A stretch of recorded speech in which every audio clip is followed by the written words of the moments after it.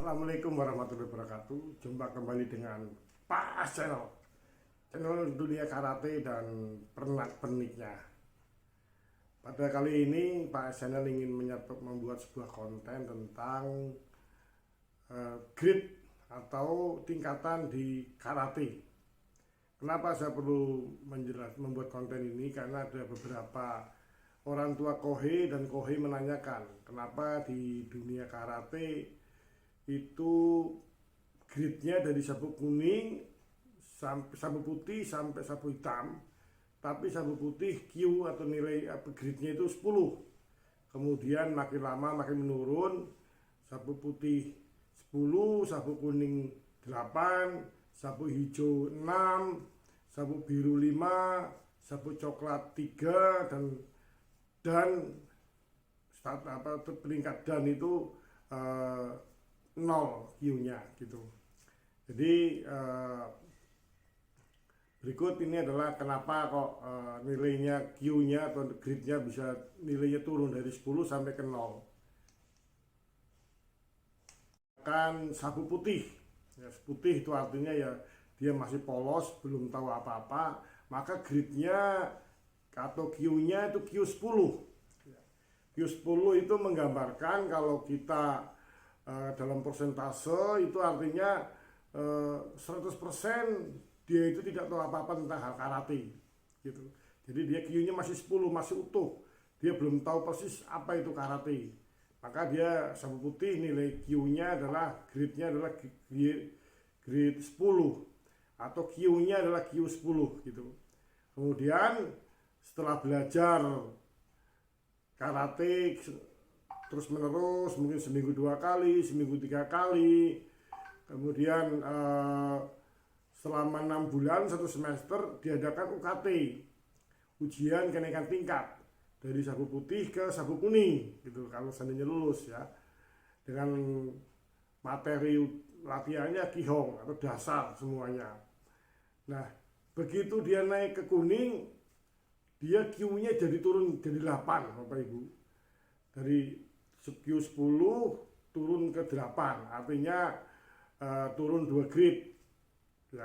Itu menunjukkan bahwa sebetulnya karateka tersebut baru mengetahui karate kurang lebih 20% karate, 80%-nya dia belum tahu apa-apa Bapak Ibu. Jadi dia mungkin gerakannya udah oke, tapi sikapnya masih sikap seorang sabu putih Bapak Ibu. Jadi di karate itu yang diutamakan adalah perubahan sikap atau karakter. Gerakan oke bisa bagus, tapi karakternya juga harus mengikuti dengan peningkatan grade-nya gitu Bapak Ibu ya. Jadi artinya kalau sabu putihnya itu grade-nya 8, dari grade 10 ke grade 8, artinya dia sudah tahu tentang karate baru 20%. 80%-nya dia belum tahu apa-apa tentang karate. Maka dia masih sabu putih itu nggak beda jauh dengan gerakan dengan sabu putih gitu. Jadi Bapak Ibu bisa dilihat kalau di dojo, di tempat latihan sabu putih, sabu kuning itu kalau latihannya itu masih belum fokus, masih main-main sono main di sini gitu. Ya nggak apa-apa karena dia juga belum tahu apa itu karate seperti itu. Kemudian setelah belajar lagi, latihan lagi selama 6 bulan, 1 semester kemudian diadakan lagi namanya UKT, ujian kenaikan tingkat ya, dari yang tadinya sabu kuning dia berubah menjadi sabu hijau itu seandainya lulus. Nah sabu putih ke sabu hijau itu gerakannya sudah mulai ada kombinasinya gitu. Maka di sabu hijau Q-nya atau grade-nya itu 6, turun ya dari 10 ke 2, 10 ke 8, 8 ke 6, artinya dari 10 dia udah turun 4 grade. Itu menunjukkan bahwa sabu hijau itu sudah mengetahui kurang lebih 40% apa itu karate, apa itu sumpah karate, Sangka Binjaka Spansanto, menguasai diri, mempertinggi prestasi dan lain-lainnya. Bagaimana dia menghormati senpainya, bagaimana dia menghormati sesama teman, bagaimana dia menghormati tempat latihannya, bagaimana dia mukul tujuan itu apa, nangkis tujuannya itu apa, tendang maigeri itu tujuan itu apa, dia baru tahu kurang lebih 40%. Makanya kalau kita perhatikan di tempat latihan sabu hijau itu biasanya karateka sabu hijau itu lebih kalem, lebih terkendali dibandingkan sabu kuning dan sabu putih gitu. Kemudian setelah sabu hijau berlatih terus, mungkin seminggu 2 kali, seminggu 3 kali, seminggu 1 kali, sesuai dengan schedule yang di dojonya, 6 bulan kemudian itu ada UKT lagi, ujian kenaikan Q, kenaikan tingkat ya, kenaikan tingkat UKT, ujian kenaikan tingkat dari sabu hijau ke sabu biru gitu. Sabu hijau ke sabu biru artinya dari Q6 ke Q5, sabu biru Q5. Itu menunjukkan bahwa dia sudah mengetahui karate kurang lebih 50%. Sabu biru Q5 ya, sabu biru ke Q5 itu sudah mengetahui karate kurang lebih 50%. Dia sudah memahami apa itu supa karate, apa itu hormat kepada sesama teman, tempat latihan, gerakan gendang bari, kakinya seperti apa bentuknya, kenapa gendang bari berat badan 3/4 di depan, kenapa sutoke kopujudachi berat badan 3/4 di belakang, apa itu maigeri atau itu mawashi geri, dia udah tahu tujuannya Bapak Ibu. Jadi sabu biru Q5 itu udah mengetahui tentang kurang lebih 50% tentang apa itu karate Bapak Ibu. Biasanya kalau di tempat latihan sabu-sabu biru itu lebih kalem lagi, lebih slow, lebih bisa menguasai diri dibandingkan kohei-koheinya teman-temannya yang masih sabu hijau, sabu putih, apalagi dan sabu kuning Bapak Ibu.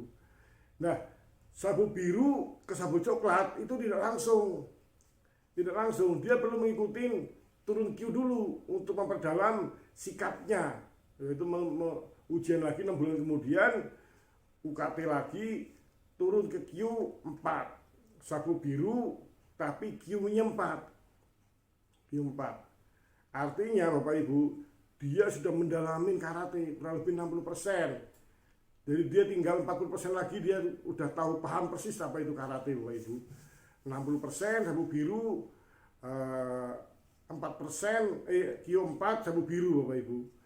Nah, biasanya kalau orang-orang sabu biru ini, kalau latihan itu tidak perlu diingatkan, dia akan otomatis akan datang, loyalitasnya, kemudian semangatnya di dojo juga udah mulai kelihatan, hormat kepada senpainya, hormat kepada sesama temannya, menghormati tempat latihannya. Itu sabu biru Q4 itu sudah tahu, karena dia udah tahu 60% apa itu karate, tinggal 40% lagi ya. Kemudian setelah sabu biru Q4 ingin ke coklat, ujian lagi Bapak Ibu, ujian lagi kurang lebih 6 bulan kemudian, ujian lagi untuk masuk ke Q3, yaitu sabu coklat Q3. Artinya karate kali ini udah sabu coklat Q3, dia udah mengetahui 70% dari apa itu karate. Maka latihan-latihan sabu biru, sabu coklat itu kombinasi gerakannya sudah mulai ruwet, sudah mulai kompleks ya. Ada satu gerakan, satu hitungan 2 gerakan, ujuke Gyakusuki, sutoke mayashi geri lukite, dan lain-lainnya Bapak Ibu. Komitenya juga udah mulai komite Kihong Nippon ya, sekali pukul sekali balas seperti gitu. Itu sabu biru, sabu coklat Q3, artinya dia udah tahu persis tentang karate kurang lebih 70%. Tinggal 30% lagi dia akan memahami persis itu karate itu apa. Biasanya kalau orang udah sabu coklat, sama senpainya, sama pelatihnya sudah mulai dikasih tanggung jawab. Contohnya pada saat kita mau baris berbaris, mau mengikuti upacara, sabu coklat dimintain tolong sama senpainya untuk membantu sabu putih merapikan barisannya. Kemudian sabu coklat diminta sama senpainya untuk megang sabu putih, untuk melatih kata 1, kata 2, gerakan-gerakan Kihong seperti gitu. Tujuan utamanya ya biar mereka juga udah bisa melatih juga gitu, jangan cuma bisa gerakan-gerakannya aja, tapi juga bisa mempunyai jiwa leadership, menghadapi koheinya, bagaimana dia bisa mentransfer ilmunya, transfer knowledge-nya kepada koheinya atau saudaranya dia masih sabu putih, sabu kuning, sabu hijau, itu sabu coklat, jadi seperti itu. Mulai dikasih tanggung jawab yang lebih dibandingkan tanggung jawab yang masih sabu biru atau sabu hijau dan kuning dan putih gitu Bapak Ibu. Nah, kalau udah sabu coklat ini gerakannya itu lebih kompleks lagi. Kata bukan cuma kata 1, 2, 3, 4, 5, tapi udah mulai ada teknis sodang, udah ada mulai teknik kata pilihan, ada bahasa adi, bojo sioso, MP, ada 26 kata. Udah mulai dilatihkan, diajarkan. Biasanya orang-orang sabu coklat ini ya, dia akan selain latihan di dojo, dia juga akan latihan sendiri di rumah. Melalui YouTube bagaimana dia bisa main kata MP.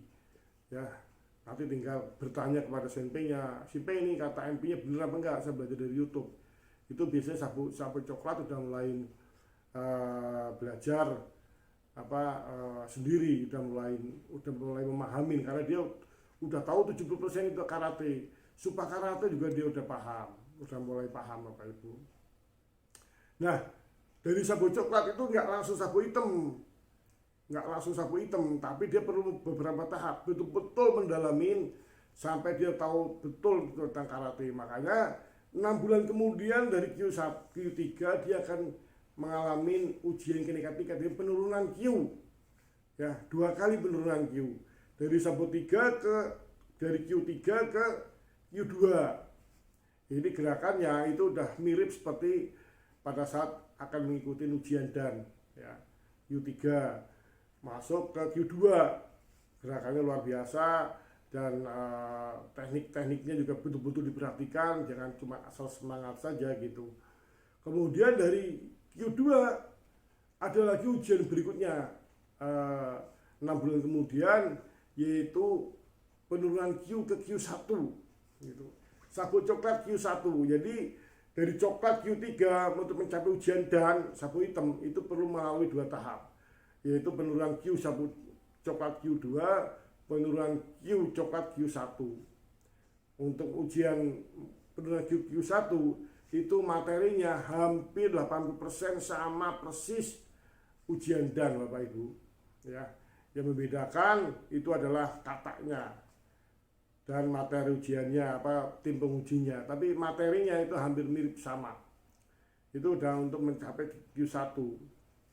Nah, artinya apa? Kalau Q1 karateka itu coklat Q1 artinya dia sudah 90% tahu persis karate itu apa gitu Bapak Ibu. Ya, 90%. Dia tinggal 10% lagi belum mengetahui tentang apa itu yang dimaksud dengan karate, tinggal 10%. Artinya tinggal intinya saja yang belum tahu tentang apa itu karate Bapak Ibu. Ya. Nah, itu coklat Q1. Kemudian 6 bulan kemudian dia bisa ikut ujian ke dan 1, sabu hitam.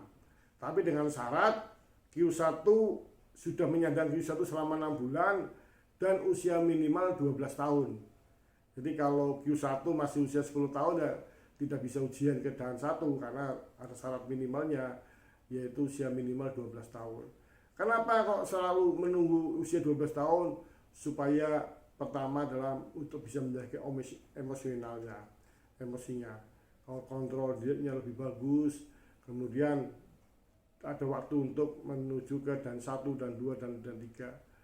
Nah, kalau dia udah memenuhi syarat untuk ujian dan 1, 6 bulan Q1 kemudian usia 12 tahun, maka dia bisa ikut ujian dan 1, sabu hitam junior. Nah, sampai usia 17 tahun baru jadi sabu hitam ke senior.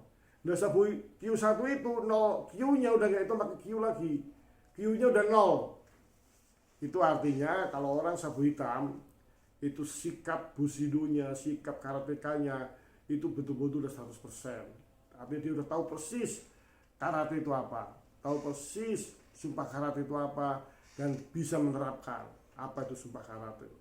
Kontrol emosinya udah bisa, kemudian gerakannya juga udah bisa, teknik-tekniknya, kenapa agyuki seperti ini, kenapa sotoki seperti ini, ya, kenapa ujuki seperti ini, itu dia udah tahu persis gerakan-gerakan karate maupun fungsinya dari gerakan itu sendiri. itu kalau udah done. Jadi gitu Bapak Ibu ya. Jadi dan 1 dan 2 sabuk putih, kuning, hijau, biru, coklat, hitam itu adalah tingkat-tingkatan di karate Shotokan. Mudah-mudahan apa yang saya sampaikan ini bermanfaat dan bisa menambah wawasan Bapak Ibu semuanya yang putra-putrinya atau ikut karate. Tapi sebelumnya kami mohon setelah melihat video ini tolong di subscribe supaya channel Pak As ini bisa berkembang dan bisa melahirkan konten-konten baru yang lebih bermanfaat lagi. Itu aja dari saya, Pak As Channel. Assalamualaikum warahmatullahi wabarakatuh. Salam karate, os.